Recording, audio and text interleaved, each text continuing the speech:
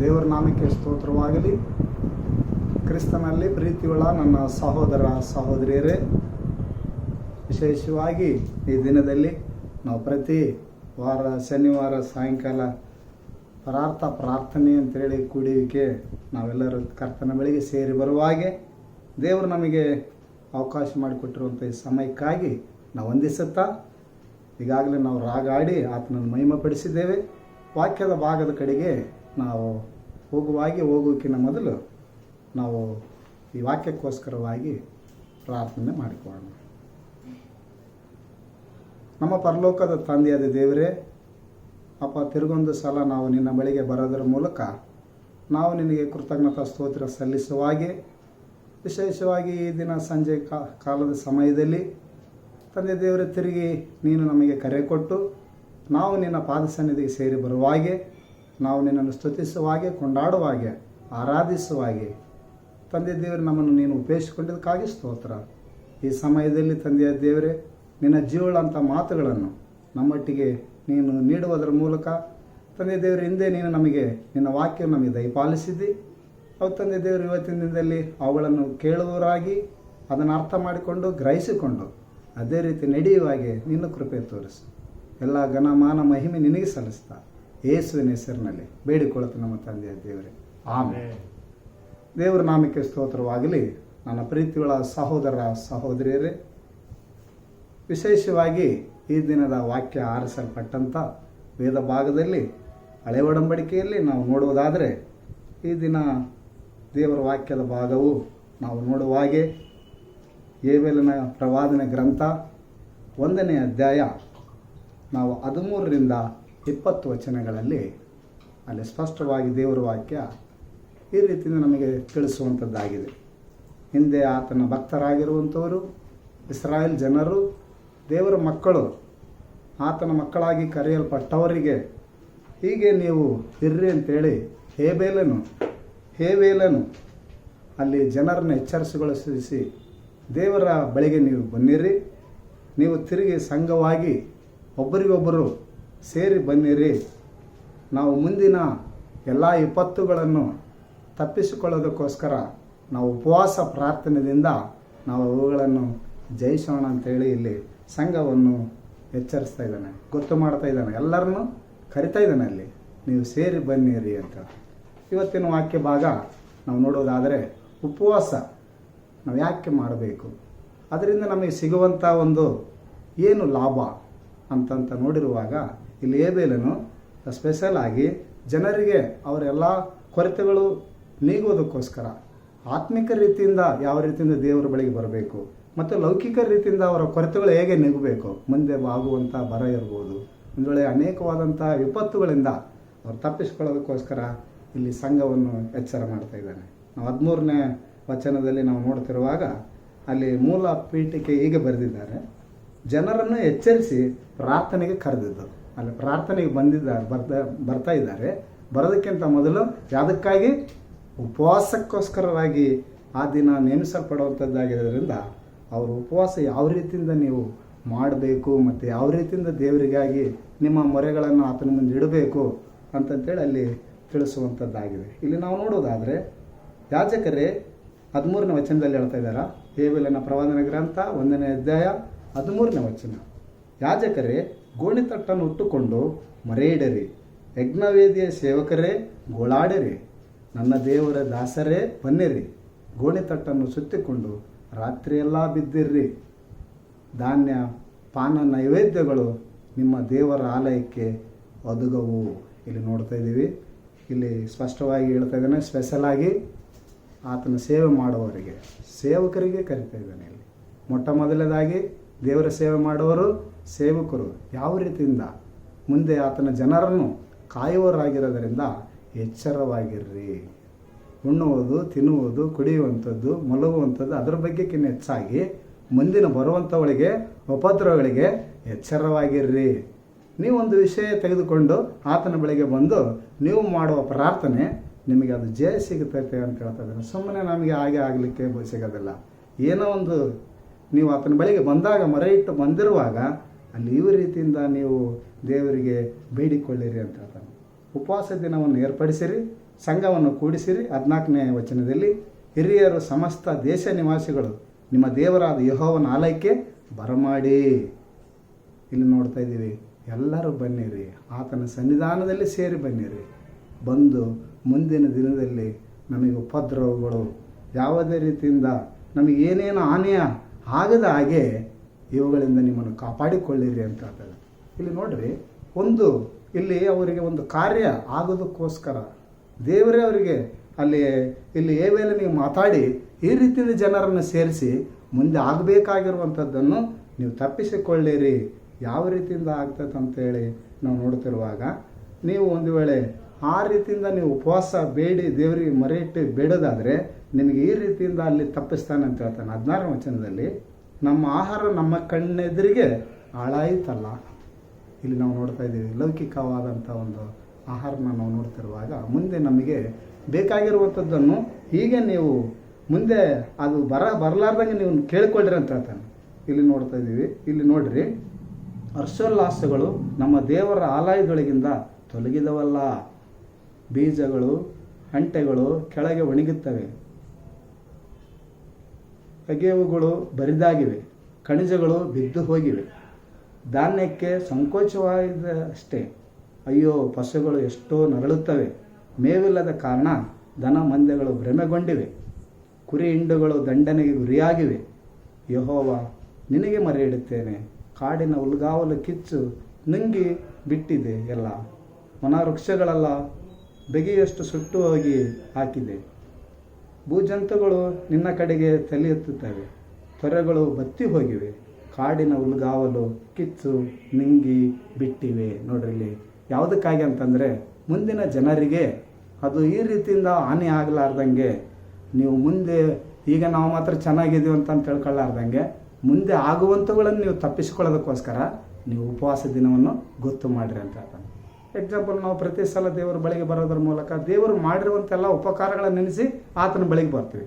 ಆದರೆ ಸ್ಪೆಷಲ್ ಇಲ್ಲಿ ನೋಡ್ತಾ ಇದ್ದೀವಿ, ದೇವರಿಗೆ ನೀವು ಮೊರೆ ಇಟ್ಟು ಏನಾದರೂ ಒಂದು ಕಾರ್ಯಕ್ಕೋಸ್ಕರ ಬೇಡುವುದಾದರೆ ನೀನು ಉಪವಾಸದಿಂದ ಈ ರೀತಿಯಿಂದ ಅದನ್ನು ಜಯಗಳಿಸಬಹುದು. ಇಲ್ಲಿ ನಾವು ನೋಡ್ತಾ ಇದ್ದೀವಿ, ಸಂಘವನ್ನು ಗೊತ್ತು ಮಾಡಿರಿ, ಯಾಜಕರಿಗೆ ಎಚ್ಚರ ಮಾಡ್ತಾ ಇದ್ದಾನ. ಇಲ್ಲಿ ಏವೆಲ್ಲ ದೇವರು ಆತನೊಟ್ಟಿಗೆ ಮಾತನಾಡ್ತಾ ಇದ್ದಾನ. ನೀನು ಮೊದಲು ಯಾಜಕರಿಗೆ ಹೇಳು, ಗೋಣಿ ತಟ್ಟನ್ನು ಒದ್ದಿಕೋರಿ, ಮತ್ತು ನೀವು ಅಲ್ಲಿ ಕಾದುಕೊಂಡಿರ್ರಿ, ದೇವರಿಗೋಸ್ಕರ ಮೊರೆ ಇಡ್ರಿ, ಬೇಡಿಕೊಳ್ಳ್ರಿ ಅಂತೇಳಿ ಎಷ್ಟು ಸುಂದರವಾಗಿ ಯಾವ ರೀತಿಯಿಂದ ಇಲ್ಲಿ ನಾವು ನೋಡ್ತಾ ಇದ್ದೀವಿ. ನಮ್ಮ ಆತ್ಮಿಕ ರೀತಿಯಿಂದ ನಾವು ಯಾವ ರೀತಿಯಿಂದ ದೇವರನ್ನು ನಾವು ಆತನ ಹತ್ರ ಬಂದು ನಮ್ಮ ಲೌಕಿಕವಾದವುಗಳನ್ನು ನಾವು ಈಡೇರಿಸ್ಬೇಕಂತಂದಾಗ ದೇವರಿಗೆ ಮೊರೆ ಇಟ್ಟು ಮುಂದಿನವುಗಳನ್ನು ಪಡೆದುಕೊಳ್ಳೋಕ್ಕೋಸ್ಕರ ಅವ್ರು ಈ ರೀತಿಯಿಂದ ಸೇರಿ ಬರ್ತಿದ್ದಾರೆ ಅಂತ ನೋಡ್ತಾ ಇದ್ದೀವಿ. ಇಲ್ಲಿ ನೋಡ್ರಿ, ಮುಂದೆ ನಾವು ಅದೇ ವಾಕ್ಯ ಇಲ್ಲಿ ಮುಂದೆ ದೇವರು ಮಾತಾಡ್ತಾ ಇದ್ದಾನೆ. 2ನೇ ಪೂರ್ವ ವೃತ್ತಾಂತ ಕಾಲ 20ನೇ ಅಧ್ಯಾಯ 30ನೇ ವಚನ ನಿಮ್ಮಲ್ಲಿದ್ದರೆ ಓದ್ರಿ, ಅಲ್ಲಿ ಸ್ಪಷ್ಟವಾಗಿ ಬರೆಯಲ್ಪಟ್ಟಿದೆ. 2ನೇ ಪೂರ್ವ ವೃತ್ತಾಂತ ಕಾಲ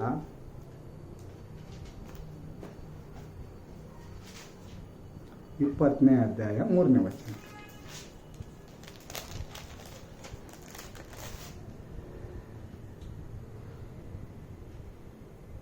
ಇಚೋನ್ ತಮಾರಿನಲ್ಲಿರುತ್ತಾರೆ ಎಂದು ತಿಳಿದಾಗ ಯೆಹೋಷಾಫಾಟನು ಎದುರಿ ಯೆಹೋವನನ್ನೇ ಆಶ್ರಯಿಸಿಕೊಳ್ಳಬೇಕೆಂದು ನಿರ್ಣಯಿಸಿಕೊಂಡು ಯೆಹೂದ್ಯರೆಲ್ಲರೂ ಉಪವಾಸ ಮಾಡಬೇಕೆಂದು ಪ್ರಕಟಿಸಿದರು. ಆಗ ಯೆಹೂದ್ಯರು ಯೆಹೋವನ ಸಹಾಯವನ್ನು ಕೇಳಿಕೊಳ್ಳುವುದಕ್ಕಾಗಿ ತಮ್ಮ ಎಲ್ಲಾ ಪಟ್ಟಣಗಳಿಂದ ಆತನ ಸನ್ನಿಧಿಯಲ್ಲಿ ಕೂಡಿ ಬಂದರು. ಯೆಹೂದ್ಯರು ಯೆರೂಸಲೇಮಿನವರು ಯೆಹೋವನ ಆಲಯದ ಹೊಸ ಪ್ರಾಕಾರದಲ್ಲಿ ಸಭೆಯಾಗಿ ನೆರೆದು ಬಂದಾಗ ಯೆಹೋಷಾಫಾಟನು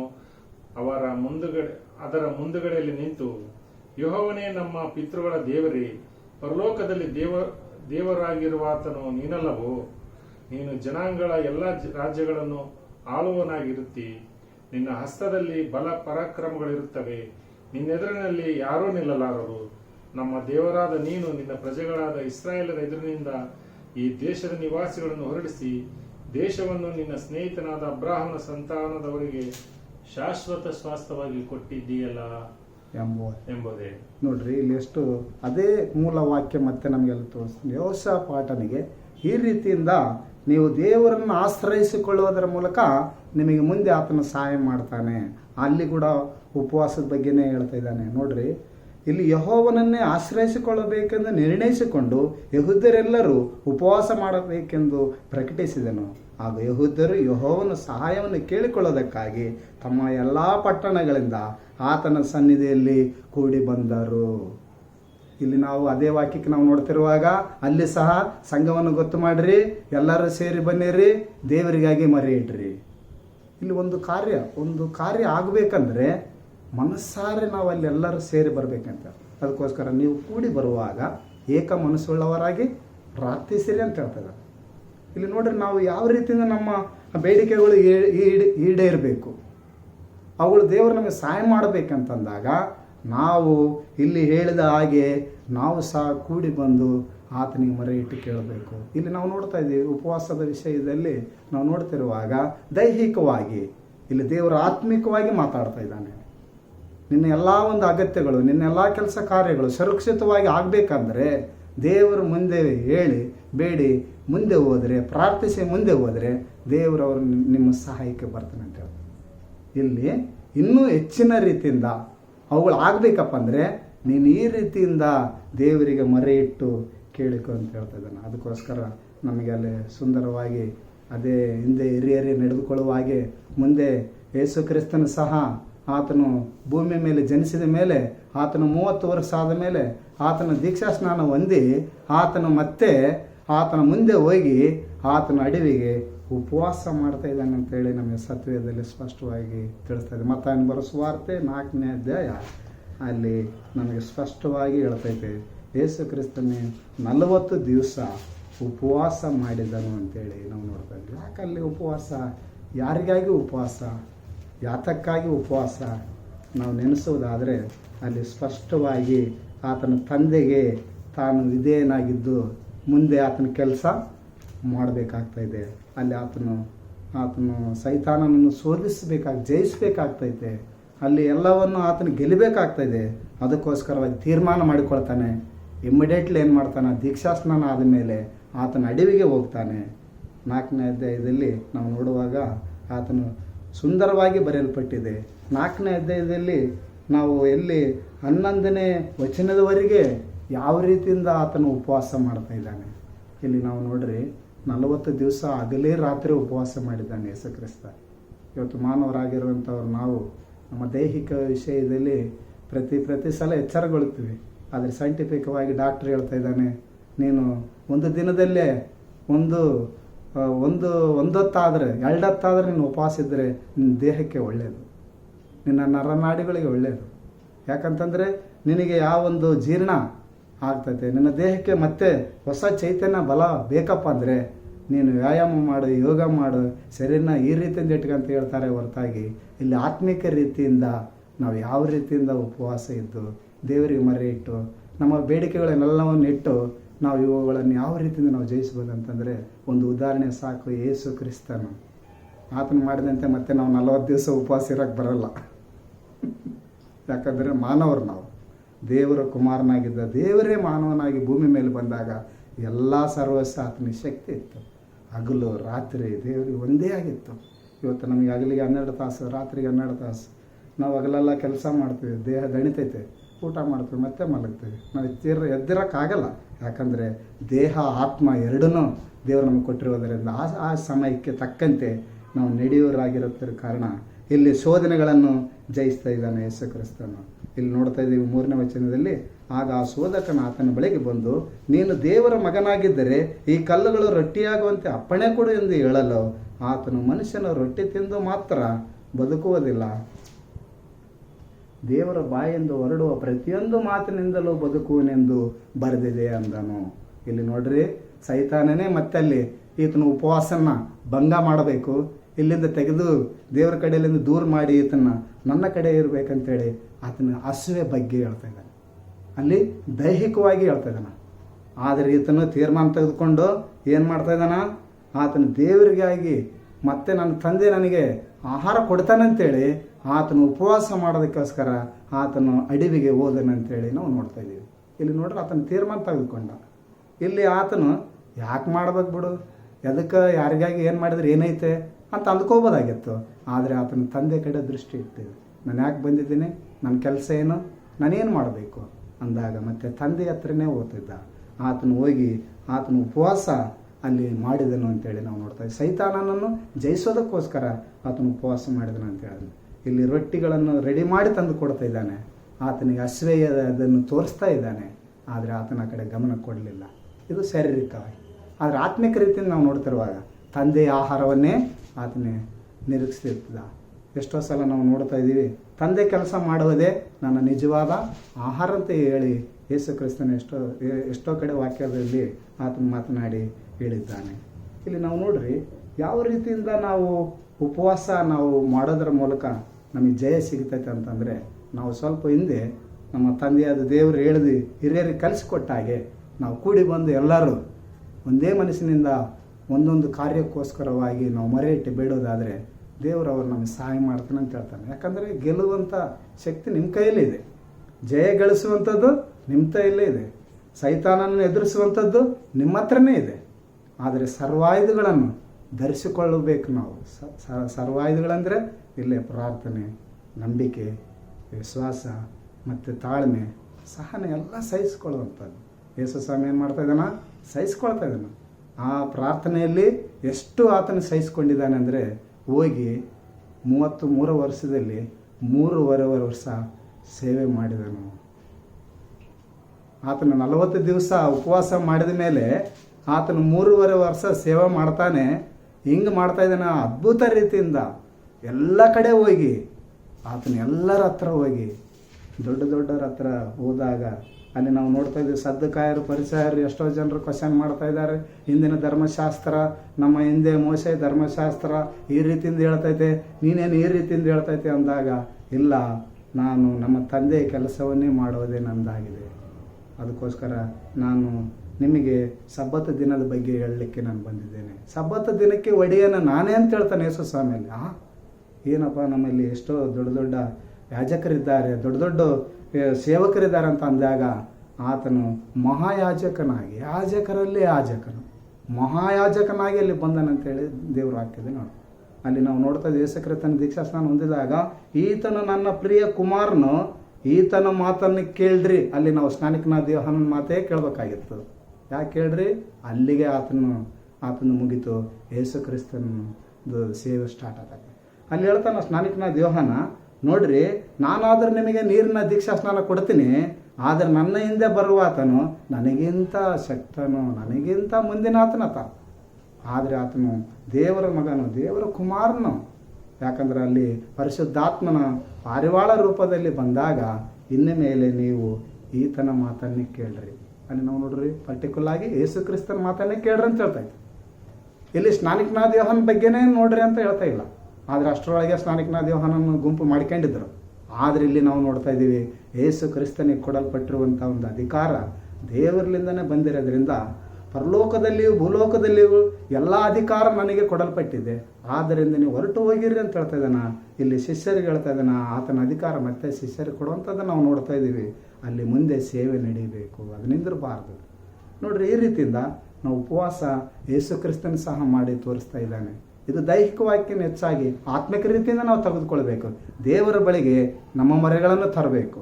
ಈ ಎಕ್ಸಾಂಪಲ್, ಕೆಲವರು ಶುಗರ್ ಇರ್ತದೆ, ಕೆಲವರಿಗೆ ದೈಹಿಕವಾಗಿ ಏನೋ ಹೋದಂಥ ಬಲಹೀನತೆ ಕಾಯಿಲೆಗಳು ಇರ್ತವೆ. ಏನಪ್ಪ ಇವರು ಉಪವಾಸ ಮಾಡ್ರಂತ ಕರೆಸಿದ್ದಾರೆ, ನಾವು ಹೆಂಗಿರ್ಬೇಕಂತ ನಾವು ಮುಜುಗರ ಮಾಡೋದಿಲ್ಲ. ಆದರೆ ಇಲ್ಲಿ ಆತ್ಮಿಕ ರೀತಿಯಿಂದ ನಮ್ಗೆ ಉಪವಾಸ ತೋರಿಸ್ತದೆ. ಹೆಂಗೆ ನಾವು ಸಂಘವನ್ನು ಮುಂದೆ ಬರಬೇಕು, ನಮಗೆ ವಿಪತ್ತುಗಳು ತಪ್ಪಿಸ್ಕೊಳ್ಬೇಕಾದ್ರೆ, ನಮಗೆ ಹಾನಿಗಳಿಂದ ತಪ್ಪಿಸಿಕೊಳ್ಬೇಕಾದ್ರೆ ನಾವೇನು ಮಾಡಬೇಕಿಲ್ಲಿ? ನಾವು ಕೂಡಿ ಪ್ರಾರ್ಥಿಸಿ ಅವಳನ್ನು ಜಯಿಸ್ಬೇಕಂತ ಹೇಳ್ತಾನೆ. ಅದಕ್ಕೋಸ್ಕರವಾಗಿ ಅಲ್ಲಿ ಯೇಸು ಸ್ವಾಮಿ ಅಪೊಸ್ತಲರಿಗೆ ಹೀಗೆ ಹೇಳ್ತಾ ಇದ್ದಾನೆ, ನಿಮ್ಮನ್ನು ಕೇಡಿನಿಂದಲೂ ತಪ್ಪಿಸಿಕೊಳ್ಳೋದಕ್ಕೋಸ್ಕರವಾಗಿ ಪ್ರಾರ್ಥಿಸಿರಿ ಅಂತ ಹೇಳ್ತಾನೆ. ಇವತ್ತಿನದಲ್ಲಿ ನಮ್ಮನ್ನು ಕೇಡಿನಿಂದ ತಪ್ಪಿಸಿಕೊಳ್ಳೋದಕ್ಕೋಸ್ಕರ ನೀವು ಯಾವಾಗಲೂ ಪ್ರಾರ್ಥಿಸಿರಿ ಅಂತ ಹೇಳ್ತಾನೆ. ತಂದೆಯಾದ ದೇವರಿಗೆ ನೀವು ಪ್ರಾರ್ಥನೆ ಮಾಡಿರಿ, ಮರೆಯಿಡ್ರಿ, ಶೋಧನೆಗೆ ಒಳಗಾಗದಂತೆ ಎಚ್ಚರವಾಗಿದ್ದು ಪ್ರಾರ್ಥಿಸಿರಿ ಅಂತೇಳಿ ಆತನ ಶಿಷ್ಯರಿಗೆ ಎಚ್ಚರಿಸ್ತಾ ಇದ್ದಾನೆ. ಆದರೆ ಇವತ್ತಿನ ದಿನದಲ್ಲಿ ನಾವು ಈ ರೀತಿಯಿಂದ ನಾವು ಶಾರೀರಿಕ ರೀತಿಯಿಂದ ನಾವು ಇದ್ದು ನಮಗೆ ಆಗಲಿಲ್ಲಪ್ಪ ಅದಿದಂತೇಳಿ ನಾವು ಅನುಮಾನ ಪಡೋದಕ್ಕಿಂತ ಆತ್ಮದಿಂದ ನಾವು ಉಪವಾಸ ಇರೋದ್ರ ಮೂಲಕ ನಾವು ಒಳ್ಳೆಯ ಕೆಲಸ ಮಾಡ್ತಾ ದೇವರಿಗಾಗಿ ನಾವು ಜೀವಿಸೋಣ. ಮುಂದೆ ಹೇಳ್ತೈತೆ, ಅದೇ ನಾವು ಮತ್ತಾಯ 6ನೇ ಅಧ್ಯಾಯ 16-18ನೇ ವಚನದಲ್ಲಿ ಸ್ಪಷ್ಟವಾಗಿ ಅಲ್ಲಿ ತಿಳಿಸಲ್ಪಡ್ತಾ ಇದೆ. ನಾವು ಉಪವಾಸ ಯಾವ ರೀತಿಯಿಂದ ನಾವು ಮಾಡಬೇಕು, ಯಾಕಾಗಿ ನಾವು ಮಾಡಬೇಕು ಅಂತೇಳಿ ಸ್ಪಷ್ಟವಾಗಿ ಯೇಸು ಸ್ವಾಮಿ ಅಲ್ಲಿ ಉಪಮಾನ ಮಾಡಿ ತಿಳಿಸ್ತಾ ಇದ್ದಾನೆ. ನಾವು 16-18 ವಚನದಲ್ಲಿ ಹೇಳ್ತಾ ಇದ್ದಾನೆ ನೋಡ್ರಿ. ನಾವು ಮೇಲೆ ಓದ್ಕೊಂತ ಹೋದಕ್ಕಿಂತ ಕೆಳಗ ಅಲ್ಲಿ 17 ವಚನದಲ್ಲಿ, ಆದರೆ ನೀವು ಉಪವಾಸ ಮಾಡುವಾಗ ತಲೆಗೆ ಎಣ್ಣೆ ಹಚ್ಚಿಕೊಂಡು ಮುಖವನ್ನು ತೊಳೆದುಕೋ. ನೋಡಿ, ದಿನನಿತ್ಯ ಹೆಂಗೆ ಕ್ಲೀನಾಗಿ ನಾವು ಇರ್ತೀವೋ ಅದೇ ರೀತಿಯಿಂದ ಉಪವಾಸ ಮಾಡೋ ದಿವಸ ಕೂಡ ನೀನು ಹಂಗೆ ಇರು. ದಿನನಿತ್ಯ ಯಾವ ರೀತಿಯಿಂದ ಇರ್ತಾ ಇದೀವಿ, ಜಳಕ ಮಾಡಿ ಮುಖ ತೊಳ್ಕೊಂಡು ಎಣ್ಣೆ ಹಚ್ಕೊಂಡು ಎಲ್ಲ ಯಾವ ರೀತಿಯಿಂದ ನಮ್ಮನ್ನು ನಾವು ಶೃಂಗಾರ ಮಾಡ್ಕೊಳ್ತೀವೋ ಲೌಕಿಕ ರೀತಿಯಿಂದ ಅದೇ ರೀತಿಯಿಂದ ಇರು. ಆದರೆ ಆತ್ಮಿಕ ರೀತಿಯಿಂದ ನೀವು ಹೇಗೆ ಇರಬೇಕಂತೇಳಿ ಇಲ್ಲಿ ಸ್ಪಷ್ಟವಾಗಿ ನಮಗೆ ಉಪವಾಸ ಬಗ್ಗೆ ತಿಳಿಸ್ತಾ ಇದೆ. ಅದಕ್ಕೋಸ್ಕರ ಹೇಳ್ತಾ ಇದ್ದೀನಿ, ಆದರೆ ನೀನು ಉಪವಾಸ ಮಾಡುವಾಗ ತಲೆಗೆ ಎಣ್ಣೆ ಹಚ್ಚಿಕೊಂಡು ಮುಖವನ್ನು ತೊಳೆದುಕೋ. ಹೀಗೆ ಮಾಡಿದರೆ ನೀನು ಉಪವಾಸಿ ಎಂದು ಜನರು ಕಾಣದೆ ಹೋದಾಗ್ಯೂ ಅಂತರಂಗದಲ್ಲಿರುವ ನಿನ್ನ ತಂದೆಗೆ ಉಪವಾಸಿ ಎಂದು ಕಾಣಿಸಿಕೊಳ್ಳುವೆ. ಅಂತರಂಗದಲ್ಲಿ ನಡೆಯುವುದನ್ನು ನೋಡುವ ನಿನ್ನ ತಂದೆಯು ನಿನಗೆ ಫಲ ಕೊಡುವನು. ನೋಡ್ರಿ, ಇವಾಗ ಯಾಕಾಗಿ ನಾವು ಉಪವಾಸ ಮಾಡಬೇಕು, ಯಾವುದಕ್ಕಾಗಿ ಮಾಡಬೇಕು ಎಂಬುದ್ರ ಬಗ್ಗೆ ಸ್ಪಷ್ಟವಾಗಿ ಯೇಸು ಸ್ವಾಮಿಯಲ್ಲಿ ತಿಳಿಸ್ಬಿಟ್ಟಿದ್ದಾನೆ. ಅದನ್ನು ಎಲ್ಲ ಬಹಿರಂಗವಾಗಿ ತಿಳಿಸಿ ಹೇಳಿಬಿಟ್ಟಿದ್ದಾನೆ. ನೋಡ್ರಿ, ನಾವು ಈ ರೀತಿಯಿಂದ ಒಂದು ಒಳ್ಳೇದಾಗ್ತದಂದ್ರೆ ಅದಕ್ಕೋಸ್ಕರ ಉಪವಾಸ ಮಾಡಬೇಕು. ಅದು ಮನೆಯಲ್ಲಿರ್ಬೋದು, ಸಂಘ ಇರ್ಬೋದು, ಇತರದ ಬಗ್ಗೆ ಏನೇ ಇರ್ಬೋದು. ಆದರೆ ನೀವು ಕೂಡಿ ಬರುವಾಗ ಏಕಮನಸ್ಸುಳ್ಳವರಾಗಿ ಪ್ರಾರ್ಥಿಸಿರಿ. ಪ್ರಾರ್ಥನೆಯಲ್ಲಿ ಕೆಲವು ವಿಜ್ಞಾಪನೆಗಳು ಮರೆಗಳು ನೀವು ತಂದರೂ ಸಹ ಅದು ದೇವರಿಗೆ ಸಲ್ಲುವಂಥವುಗಳಾಗಿರೋದ್ರಿಂದ ನೀವು ಪಶ್ಚಾತ್ತಾಪದಿಂದ ಮತ್ತೆ ದೇವರಿಗೆ ಮರೆ ಇಡ್ರಿ. ಇಲ್ಲಿ ನಾವು ನೋಡ್ತಾ ಇದ್ದೀವಿ, ಗೋಣಿ ತಟ್ಟನ್ನು ಕಟ್ಟಿಕೊಳ್ಳ್ರಿ, ಎಲ್ಲವನ್ನು ಊಟ ಬಿಡ್ರಿ, ಲೌಕಿಕವಾಗಿ ಕೂಡ ಸಹ ಹೇಳ್ತೈತೆ. ಆದರೆ ಇಲ್ಲಿ ಯೇಸು ಸ್ವಾಮಿ 40 ದಿವಸ ಹಗಲು ಇರಳು ಉಪವಾಸ ಮಾಡಿದ. ಆದರೆ ಎಲ್ಲವನ್ನು ಅಲ್ಲಿ ಜಯಿಸಿದನು ಅಂತೇಳಿ, ಸೈತಾನನನ್ನು ಜಯಿಸಿದನು ಅಂತೇಳಿ ನಾವು ನೋಡ್ತಾ ಇದ್ದೀವಿ. ಆದರೆ ಇಲ್ಲಿ ಸಹ ಸ್ಪಷ್ಟವಾಗಿ ಹೇಳ್ತಾ ಇದೆ, ನಾವು ಮಾಡುವಂಥ ಉಪವಾಸ ಅಂತರಂಗದಲ್ಲಿ ಇರಬೇಕಂತ ಹೇಳ್ತಾ ಇದ್ದಾನೆ. ಅದು ತಂದೆಯಾದ ದೇವರಿಗೆ ಗೊತ್ತಾಗುವಂತಾಗಿದ್ದಾಗಿರ್ಬೇಕು ಹೊರತಾಗಿ ಅದು ಬರೇ ನಮ್ಮ ತೋರಿಕೆಗಾಗಿ ನಾವು ಹೀಗೆ ಇದ್ದೇವೆ ಹಾಗೆ ಇದ್ದೇವೆ ಅಂತೇಳಿ ಮಾಡೋದು ಬೇಡ. ನಾವು ಅದರಿಂದ ಮಾಡೋದ್ರಿಂದ ಫಲ ಏನಾರು ನಮಗೆ ಸಿಗಬೇಕು. ಸೊ ನಾವು ಕಂಟಿನ್ಯೂ ಉಪವಾಸ ಇರೋದ್ರಿಂದ ನಾವು ಬಲಹೀನತೆ ಆಗ್ತೀವಿ. ಆದರೆ ಇಲ್ಲಿ ಆತ್ಮಿಕ ರೀತಿಯಲ್ಲಿ ಹೇಳ್ತದೆ, ನಾವು ಯಾವ ರೀತಿಯಿಂದ ದೇವರ ಹತ್ರ ನಾವು ಬರಬೇಕು, ನಾವು ಶೋಧನೆಗಳನ್ನು ಯಾವ ರೀತಿಯಿಂದ ನಾವು ಜಯಿಸ್ಬೋದು, ದೇವರಿಗೆ ನಾವು ಯಾವ ರೀತಿಯಿಂದ ಹತ್ರ ಆಗ್ಬೋದು ಎಂಬುದರ ಮೂಲಕ ಯೇಸು ಸ್ವಾಮಿ 40 ದಿವಸ ಹಗಲಿರುಳು ತನ್ನ ಜನರಿಗೋಸ್ಕರ, ತನ್ನ ಭಕ್ತರಿಗೋಸ್ಕರವಾಗಿ ದೇವರ ಹತ್ರ ಹೋಗಿ ಪ್ರಾರ್ಥನೆ ಮಾಡ್ತಾ ಇದ್ದಾನೆ. ಆ ಶೋಧನೆಯನ್ನು ಜಯಿಸೋದಕ್ಕೆ ಆತನು ಎಲ್ಲವನ್ನೂ ಸಿದ್ಧವಾಗಿ ಇದ್ದಿದ್ದಾನೆ ಅಂತೇಳಿ ದೇವರ ವಾಕ್ಯದಲ್ಲಿ ಹೇಳ್ತದೆ. ಸೊ ಅದಕ್ಕೋಸ್ಕರ ನಾವು ಆಲೋಚಿಸೋಣ. ಕರ್ತನಲ್ಲಿ ಪ್ರೀತಿಯುಳ್ಳ ನನ್ನ ಸಹೋದರ ಸಹೋದರಿಯರೇ, ನಾವು ಯಾಕಾಗಿ ಮಾಡಬೇಕು ಉಪವಾಸ, ಯಾರಿಗಾಗಿ ಮಾಡಬೇಕು, ಮತ್ತು ಅದರಿಂದ ನಮಗೇನು ಸಿಗ್ತೈತೆ ಅಂತೇಳಿ ಈ ವಾಕ್ಯದಿಂದ ನಾವು ಕೇಳಿ ತಿಳ್ಕೊಳ್ಳೋದಾದರೆ ಅಲ್ಲಿ ದೇವರು ನಮ್ಮೊಟ್ಟಿಗೆ ಮಾತನಾಡುವನಾಗಿದ್ದಾನೆ. ಅದಕ್ಕೋಸ್ಕರವಾಗಿ ಒಬ್ಬ ಮನುಷ್ಯ ಹೀಗೆ ಆತನು ತನ್ನ ಒಬ್ಬ ಮುದ್ದು ಮಗನಿದ್ದನು. ಆತನಿಗೆ ಭಾಳ ಕಾಯಿಲೆ ಇತ್ತು. ಆದರೆ ಒಂದು ದಿವಸ ಆತನು ನನ್ನ ಮಗ ಎಷ್ಟು ಕಾಯಿಲೆ ಇದ್ದಾನಲ್ಲ ಅಂತೇಳಿ ಆತನಿಗೋಸ್ಕರ ಸರಿಯಾಗಿ ಅನ್ನಪಾನಗಳು ಊಟ ಮಾಡಲಾರ್ದೆ ಮಗನಿಗೋಸ್ಕರನೇ ಚಿಂತೆ ಇದ್ದ.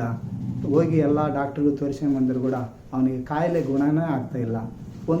ಒಂದು ದಿನ ಮಗ ಸತ್ತೋಗ್ತಾನಂತೇಳಿ ಆತನಿಗೆ ಗೊತ್ತಾಯಿತು. ಆದರೆ ನೋಡ್ತಾ ಇದ್ದ, ಆ ಮಗ ಇರತನ ತಂದೆ ಎಷ್ಟೋ ದಿವಸ ಉಪವಾಸ ಇದ್ದ, ಹಗಲಿ ರಾತ್ರಿ ಉಪವಾಸ ಇದ್ದ. ಆದರೆ ಒಂದು ದಿವಸ ಮಗ ಮತ್ತೆ ಆತನ ಸತ್ತು ಹೋದ ಮೇಲೆ ಅಥ ಪ್ರಕಾರವಾಗಿ ಆತನಿಗೆ ಅಂತ್ಯಕ್ರಿಯೆ ಆಯಿತು. ಆತನಿಗೆ ಹೋಗಿ ಇಟ್ಟು ಬಂದಿದ್ದ ತಕ್ಷಣ ಆತನೆಲ್ಲ ಸ್ನಾನ ಮಾಡಿ ಆತನಿಗೆ ಹಸಿವೆ ಭಾಳಷ್ಟು ಆಗ್ತಾಯಿದೆ, ನನಗೆ ಊಟಕ್ಕೆ ಕೊಡ್ರಿ ಈಗ ಅಂತ ಹೇಳ್ತಾನೆ. ಅಲ್ರಿ ಸ್ವಲ್ಪ ಹೊತ್ತಾಯ್ತು, ಈಗ ಇಟ್ಟು ಬಂದು ಮಗನ ಅವಾಗಲೇ ಮತ್ತೆ ಊಟ ಕೊಡ್ರಿ ಅಂತ ಕೇಳ್ತಾರಲ್ಲ ಅಂದಾಗ, ಇಲ್ಲ ನಾನು ಭಾಳ ದಿವಸ ಉಪವಾಸ ಇದ್ದೆ. ಇಲ್ಲಿ ಉಪವಾಸ ಯಾರಿಗೋಸ್ಕರ ಇದ್ದಾನೆ? ಮಗನಿಗೋಸ್ಕರ ಇದ್ದಾನೆ. ಆದರೆ ಮಗನು ಇರಲಿಲ್ಲ, ಆತ ಸತ್ತು ಹೋದ. ಆತನಿಗೆ ಕಾಯಿಲೆ ಇತ್ತು. ಒಂದು ದಿವಸ ಈ ಲೋಕ ಬಿಟ್ಟು ಹೋದ. ಆತನಿಗೆ ಯಾವತ್ತು ಆತನು ಹೋದ ಆತನು ತಿಳ್ಕೊಂಡ, ಮತ್ತೆ ನಾನು ಎಷ್ಟು ದಿವಸ ಹಿಂಗೆ ಉಪವಾಸ ಇರಲಿಕ್ಕೆ ಆಗೋದಿಲ್ಲ ಅಂಥೇಳಿ ಇಮಿಡಿಯೇಟ್ಲಿ ಆತನು ಊಟ ತೆಗೆದುಕೊಂಡನು, ಅನ್ನಪಾನಗಳನ್ನು ತೆಗೆದುಕೊಂಡನು ಅಂತೇಳಿ ಬರೆಯಲ್ಪಟ್ಟಿದೆ. ನೋಡ್ರಿ, ಇಲ್ಲಿ ನಾವು ನೋಡ್ತಾ ಇದ್ದೀವಿ ಈತನು ಯಾವ ರೀತಿಯಿಂದ, ಎಷ್ಟು ರೀತಿಯಿಂದ ಆತನ ಮನದಿಂದ ಆತ್ಮದಿಂದ ಎಷ್ಟೋ ತನ್ನ ಮಗನಿಗೋಸ್ಕರವಾಗಿ ಉಪವಾಸ ಇದ್ದ. ಆದರೆ ಇಲ್ಲಿ ನೋಡ್ತಾ ಇದ್ದೀವಿ, ತಂದೆಯಾದ ದೇವರು ಅಂತರಂಗ ಆತನ ನೋಡೇ ನನ್ನ ಹುಟ್ಟಿದ ಮೇಲೆ ಸಾಯಲೇಬೇಕು, ಈ ಲೋಕ ಬಿಟ್ಟು ಹೋಗಲೇಬೇಕು, ನನ್ನ ಮಗ ಹೋದಾಯಿತು, ಆದರೆ ಸ್ವಲ್ಪ ದಿವಸ ಆದರೂ ಸಹ ನಾನು ಬದುಕಿರಬೇಕು, ನಾನು ಊಟ ಮಾಡಬೇಕು, ಭಾಳ ದಿವಸ ನಾನು ಉಪವಾಸ ಇದ್ದೆ ಅಂತೇಳಿ ಇಲ್ಲಿ ತನ್ನ ಒಂದು ಉಪಮಾನ ತಂದೆ ಸ್ಪಷ್ಟವಾಗಿ ತಿಳಿಸ್ತಾ ಇದ್ದಾನೆ. ಕರ್ತನಲ್ಲಿ ಪ್ರೀತಿಯುಳ್ಳ ನನ್ನ ಸಹೋದರ ಸಹೋದರಿಯರೇ, ಈ ವಾಕ್ಯವನ್ನು ಆಲಿಸುವಂಥ ನನ್ನ ಪ್ರೀತಿಯ ದೇವರ ಮಕ್ಕಳೇ, ಆಲೋಚಿಸಿರಿ. ಯಾಕಂತಂದ್ರೆ ದೇವರಿಗೆ ಎಲ್ಲವೂ ಗೊತ್ತುಂಟು. ನಾವು ಹೇಗೆ ಇರಬೇಕು, ಹೇಗೆ ನಾವು ನಡೆದುಕೊಳ್ಳಬೇಕು. ನಾವು ದಿನೇ ದಿನೇ ಅನುದಿನ ಆಹಾರ ದೇವರ ಮಾತುಗಳನ್ನು ನಾವು ಕೇಳೋದ್ರ ಮೂಲಕ ನಮ್ಮ ಹೃದಯ ಸಂತೈಸುವಂಥದ್ದಾಗಿರ್ತದೆ. ದೇವರ ಮಾತುಗಳನ್ನು ನಾವು ಕೇಳಬೇಕು. ದೇವರ ವಾಕ್ಯವನ್ನು ನಾವು ಓದುತ್ತಾ ಕೇಳುತ್ತಾ ಅದಕ್ಕಾಗಿ ನಾವು ಜೀವಿಸರಾಗೋಣ.